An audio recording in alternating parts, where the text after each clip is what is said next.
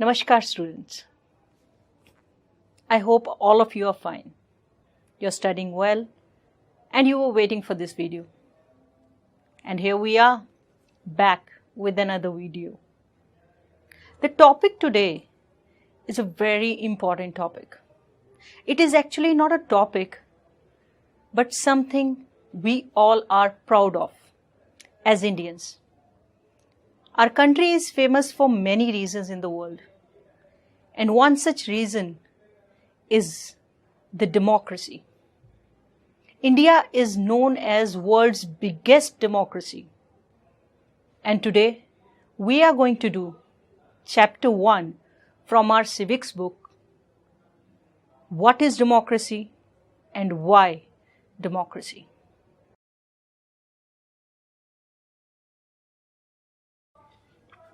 The aim here is to understand clearly the bare minimum features of a democratic form of government. Towards the end of this chapter, we step beyond this minimal objective and introduce a broader idea of democracy.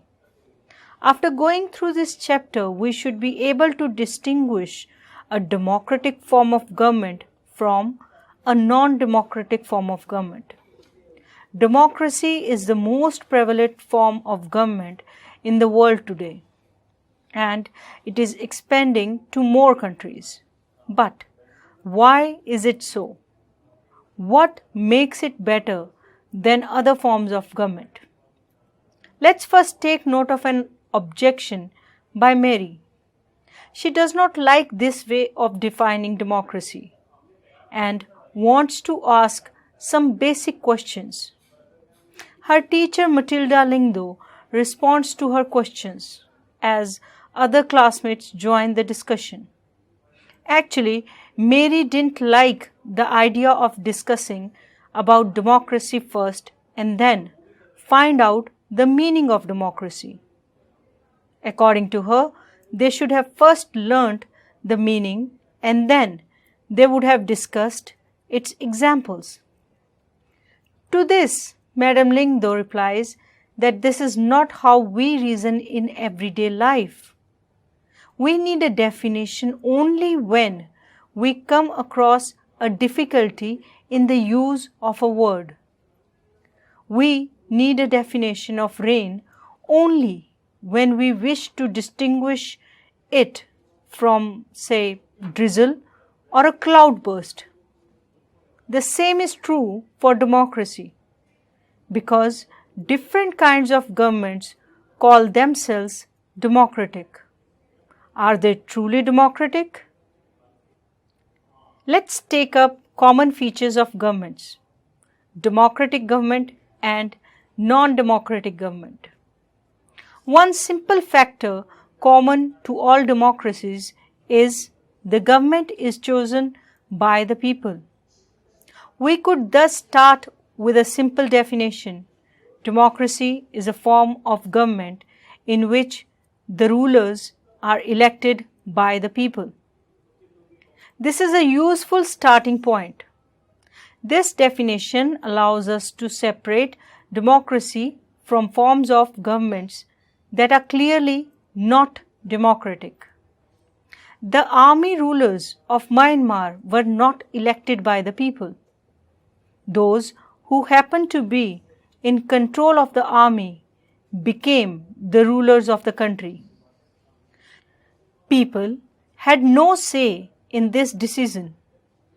Dictators like Pinochet from Chile are not elected by the people. This also applies to monarchies. The kings of Saudi Arabia rule not because the people have chosen them to, but because they happen to be born in the royal family. This simple definition is not adequate. It reminds us that democracy is people's rule. But if we use this definition in an unthinking manner, we would end up calling almost every government that holds an election a democracy. That is why we need to carefully distinguish between a government that is a democracy and one that pretends to be one. We can do so by understanding each word in this definition carefully and spelling out the features of a democratic government. Let's take up the features of democracy. We have started with a simple definition that democracy is a form of government in which the rulers are elected by the people. This raises many questions. Who are the rulers in this definition? Which official must be elected for any government to be called a democracy? Which decisions may be taken by non-elected officials in a democracy? What kind of election constitutes a democratic election? What conditions must be fulfilled for an election to be considered democratic? Who are the people who can elect the rulers or get elected as rulers? Should this include every citizen on an equal basis? Can a democracy deny some citizens this right? Finally, what kind of a form of government is democracy? Can elected rulers do whatever they want in a democracy? Or must a democratic government function with some limits?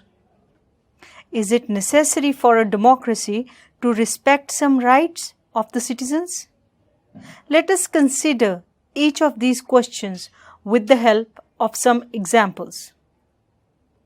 Now, we take up major decisions by the elected leaders. In Pakistan, General Pervez Musharraf led a military coup in October 1999.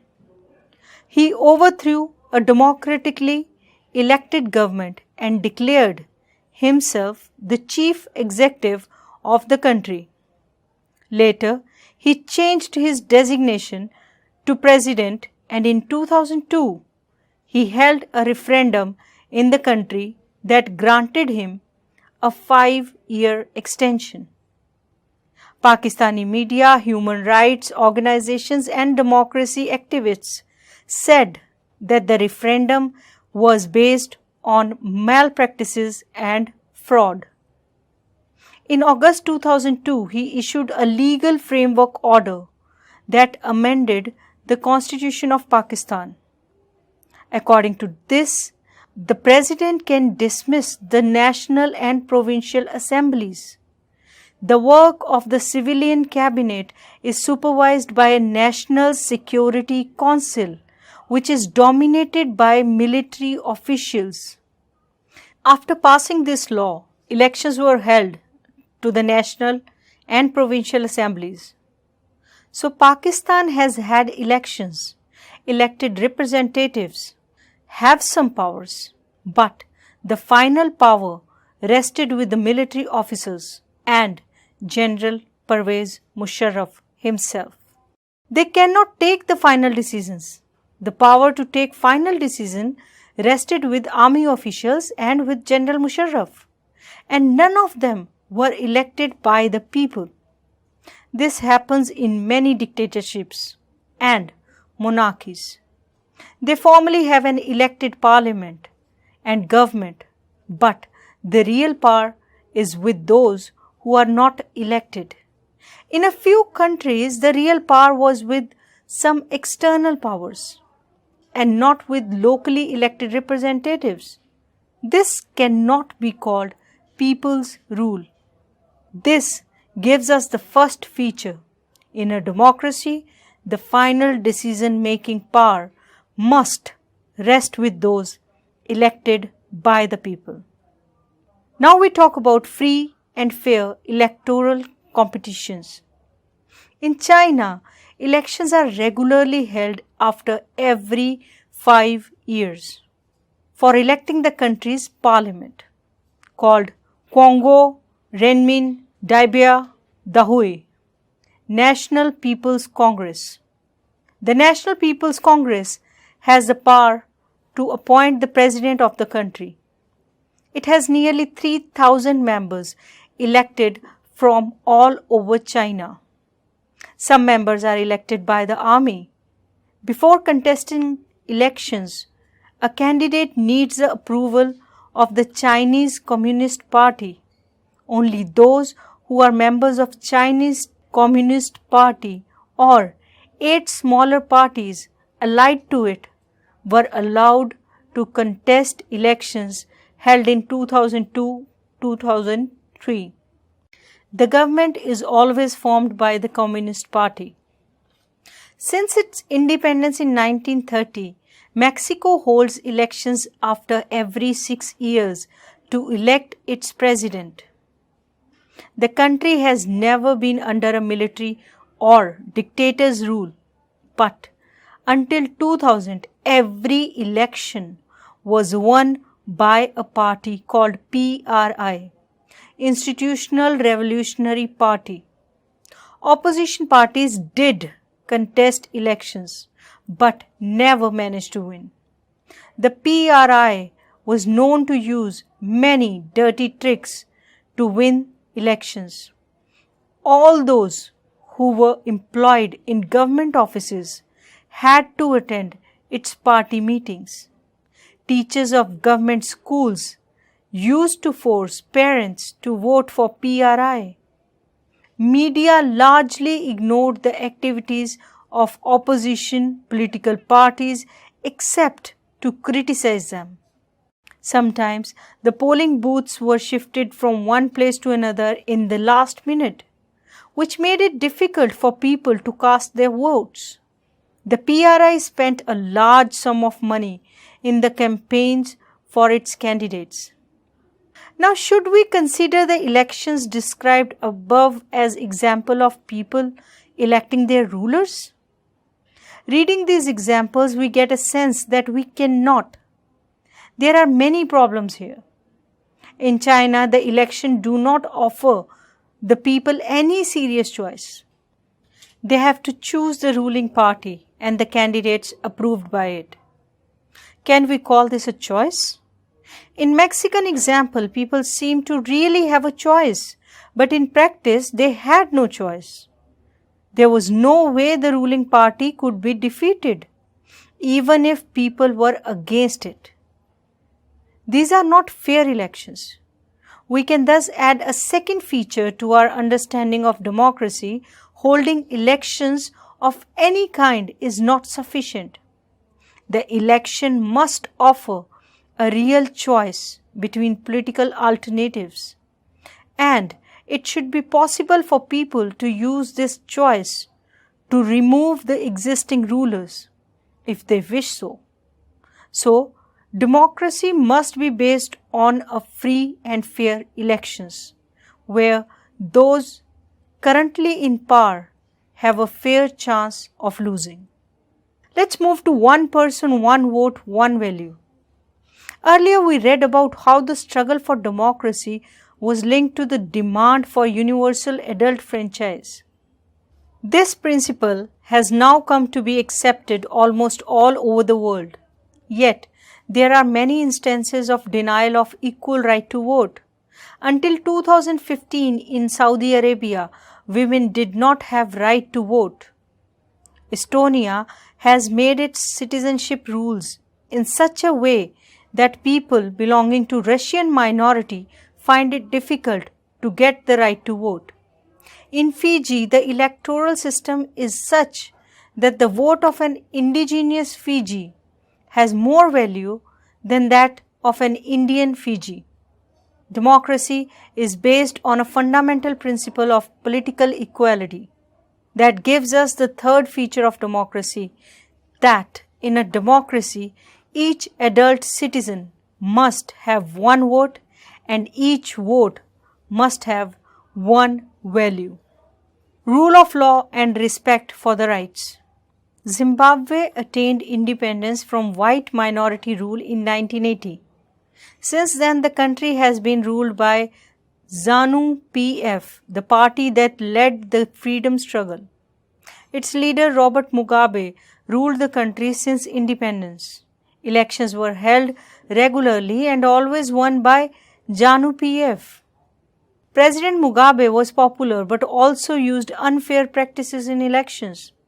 Over the years, his government changed the constitution several times to increase the power of the president and make him less accountable.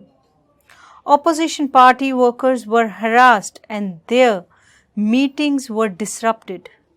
Public protests and demonstrations against the government were declared illegal.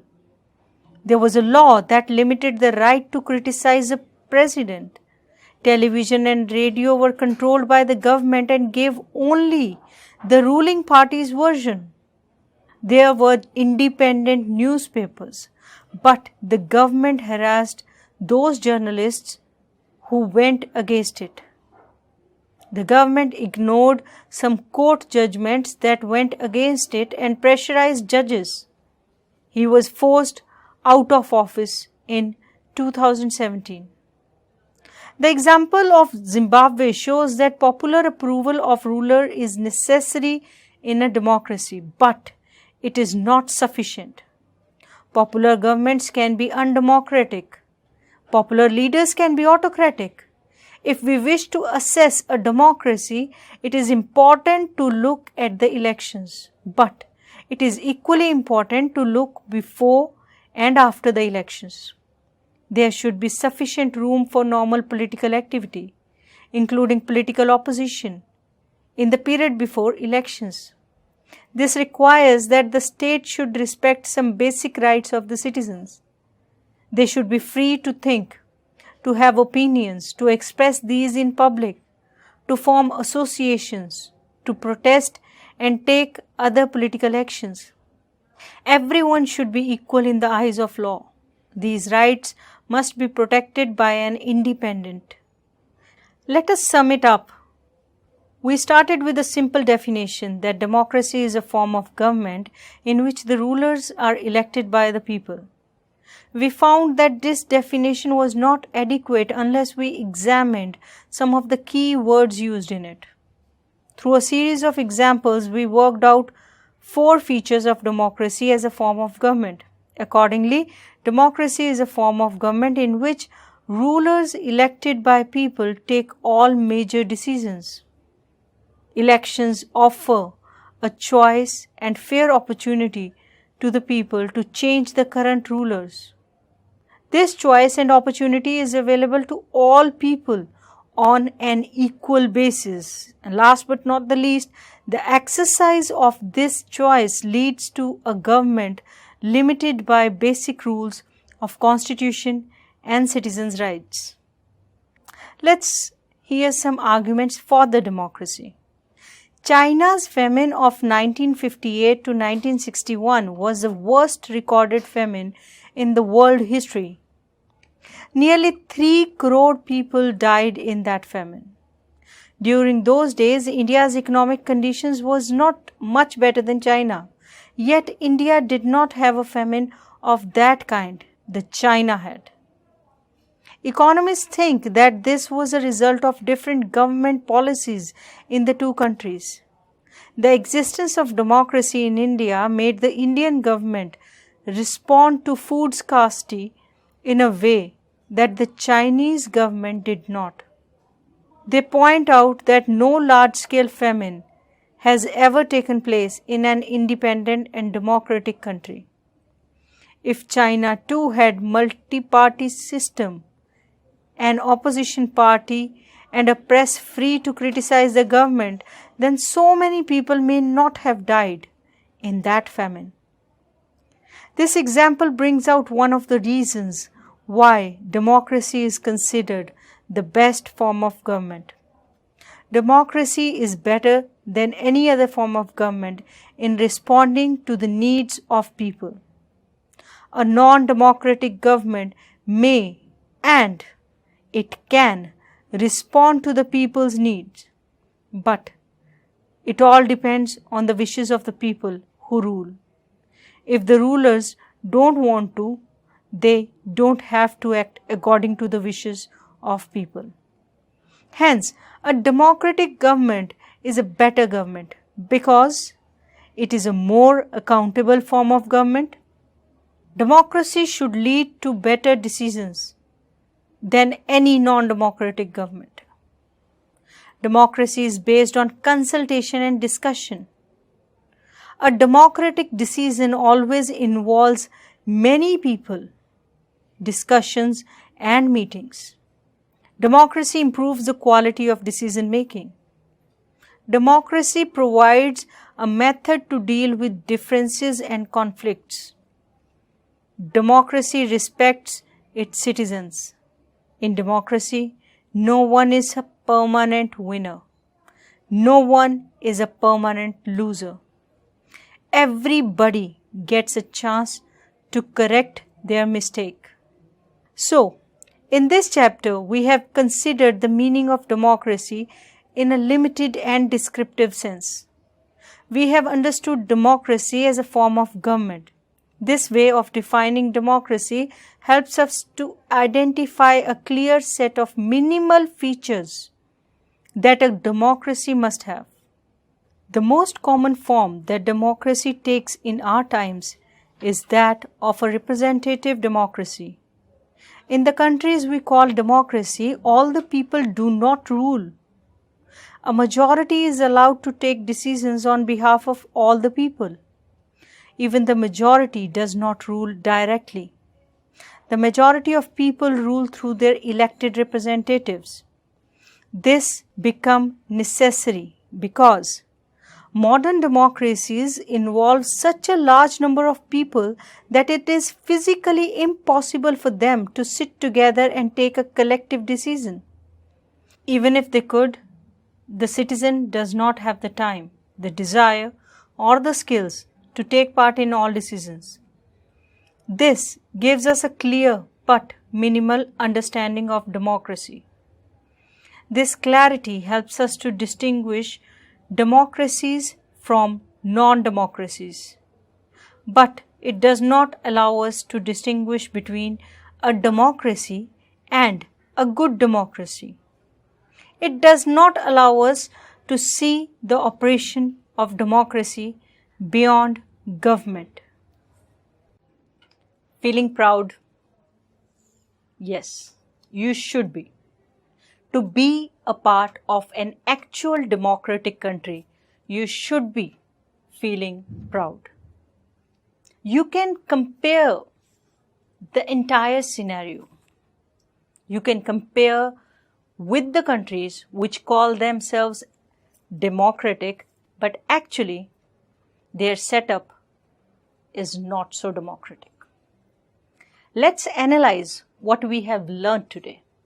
On the left side of your screen, you can see the names of the country, and on the right side, you can see certain statements. You have to match the country with the correct statement. So, the correct order is: Chile is known for the end of military dictatorship. Nepal, the king agreed to give up his powers. Poland, end of one-party rule. Ghana, freedom from British colonial rule. Okay, now I'll ask a question. The answer has 4 statements. You have to pick the correct statement. So, which of the following does not lead to the spread of democracy? Option number 1, struggle by the people, invasion by foreign countries, end of colonialism, people's desire for freedom. Correct answer: invasion by foreign countries. Next question. Which of the following statements is true about today's world? Monarchy as a form of government has vanished. The relationship between different countries has become more democratic than ever before. In more and more countries, rulers are being elected by the people. There are no more military dictators in the world. Correct.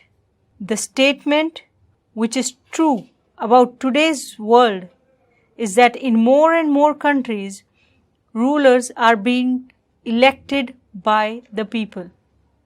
Now, my last question to you is, use one of the following statements to complete this sentence.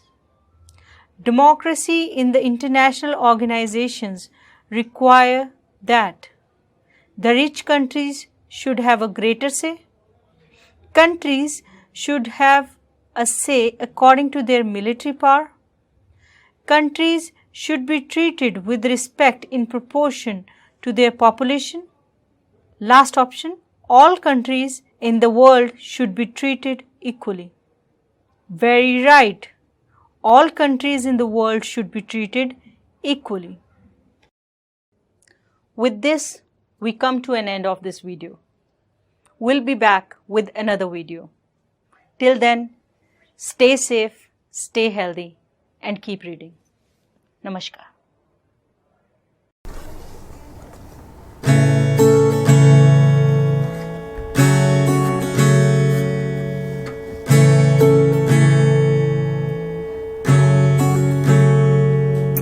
लोगों का है ये लोगों के लिए, शासन के लिए यहाँ लोग ही चुने, सबके अधिकारों को जो बचा के रखे, विविधता में भी एकता जो बना के रखे।